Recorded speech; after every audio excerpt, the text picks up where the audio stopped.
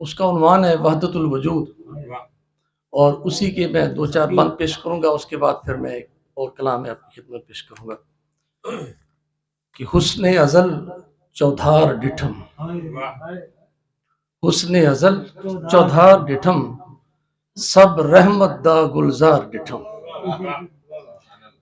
किथ वासिल ते महजूर डिठम, किथ सरमत ते मंसूर डिठम, किथ कुर्ब करीब ते दूर डिठम, किथ नहनो अकरब यार डिठम,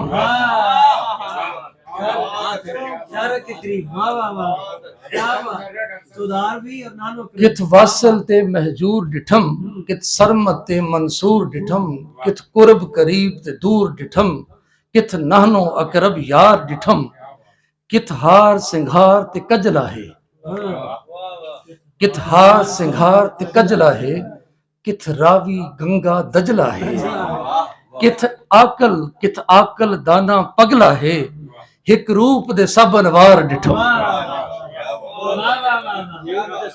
एक रूप दे सब अनवार डिठम। और जनाब खिजर साहब आपके खुसूसी नजर, किथ मस्ती खेड मलंग डिठम, किथ मस्ती खेड मलंग डिठम,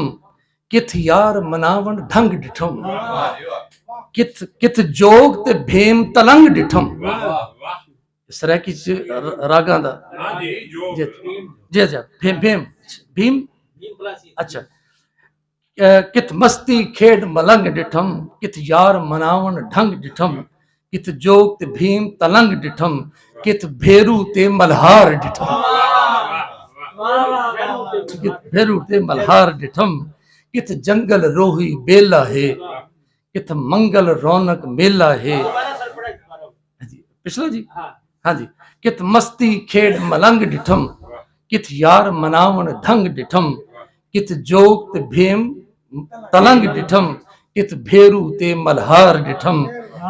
किथ जंगल रोही बेला है, किथ मंगल रौनक मेला है,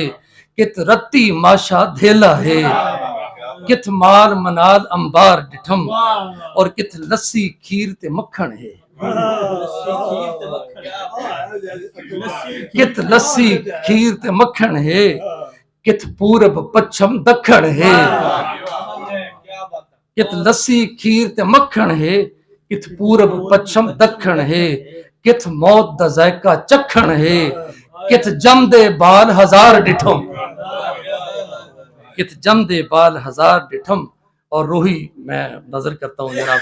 अब साहब के कि कित उठा टल खड़केंदे हैं, कित उठा टल खड़केंदे हैं, कित थल गुलजार बनेंदे हैं, कित छेड़ू गीत सुनेंदे हैं, कित घुंगरू दी झनकार डिठम, हुस्न अज़ल चौधार डिठम, सब रहमत दा गुलजार डिठम।